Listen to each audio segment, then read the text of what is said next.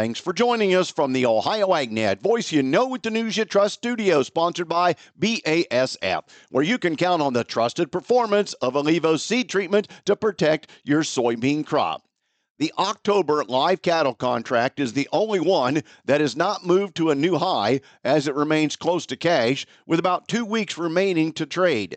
The rest of the complex has yet to find a price ceiling. The concern over tight cattle supplies is fueling the trade optimism. Demand seems to be holding despite high beef prices. Hog futures were higher in the nearby months, but that was a small consolation after the decline that had been experienced. The market is unable to find solid fundamental support. Market-ready hogs are plentiful, with packers having little difficulty purchasing supplies. Today's weather brought to you by Seed Consultants. Simply better performance online at seedconsultants.com. Here's the forecast. Sunny, warm, and dry for the rest of today, and the rest of this week looks pretty nice as well. I'm Chief Meteorologist Ryan Martin. Quick forecast update for you. I'm looking at a pattern here that has a little bit of cloud cover trying to come out of Michigan into northern parts of Ohio tomorrow. I do not think this cloud cover brings any kind of significant precipitation. Just watch, though, as you're closer to the Michigan line or closer to Lake Erie for maybe a spit or a sprinkle, if that. The rest of us are going to stay dry, and I think we are dry all in Ohio through Friday and into early Saturday. Once again, Friday there's clouds coming out of Michigan that may make life interesting. Our next frontal boundary shows up overnight Saturday night through Sunday. Can see anywhere from 1/4 to 1.5 inches of rain from that. I'm Ryan Martin. And thanks, Ryan. On April 17, 2025, the United States Trade Representative announced on their website they were taking targeted action to restore American shipbuilding and address China's unreasonable acts, policies, and practices to dominate the maritime, logistics, and shipbuilding sectors. After several public comment periods since the first announcement, USTR announced on October 10th of this year, considering the public comments and the advice of Section 301 Committee, the U.S. Trade Representative has determined to change the basis and rate of the service fee on vessel operators of foreign-built vehicle carriers. The U.S. Trade Representative has determined to change the basis of the service fee from a car equivalent unit to standard net tons. Regarding the fee rate, USTR in a press release said they determined to set the service fee at $46 per net ton as of today, October 14th, and limit the total collection of this service fee to 5 times per calendar year per vessel. Back with more after this. When you're buying seed, there's more to a transaction than money.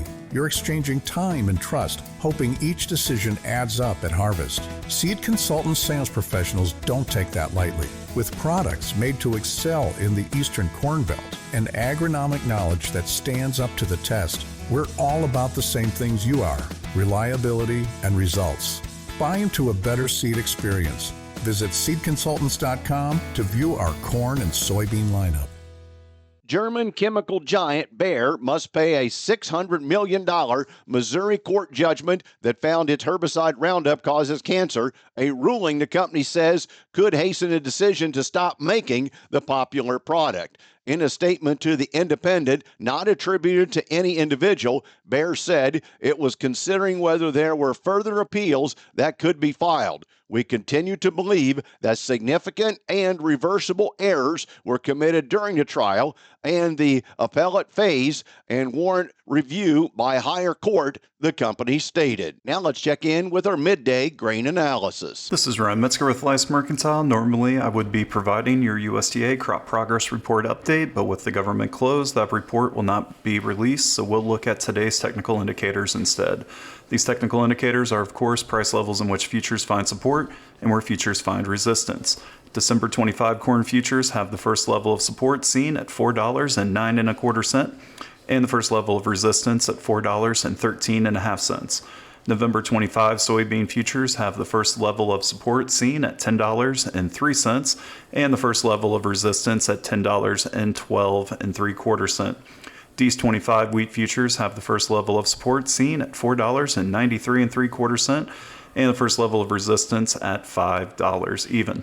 Please visit our website, licemercantile.com, to learn more about our grain marketing program, crop insurance services, and brokerage services. And thanks, Ryan. Today's market's brought to you by Seed Consultants. Simply better performance online at seedconsultants.com. December corn up 2 at 4.12 3/4. March up 1 1/4 at 4.28 1/2 November beans down 2 1/2 at $10.05 1/4. January down 3 at 10.22 1/4. In wheat, July new crop up 2 1/2 at 5.40 1/4. September up 2 1/4 at 5.54 1/2. In livestock, October cattle $241 up 42 cents. December's up 45 at 245.20. October lean hogs down 22 at 97.20. December down $1.55 at $83.30. November feeder cattle up $1.92 at $378.65. Thanks for joining us. This is the Ohio AgNet.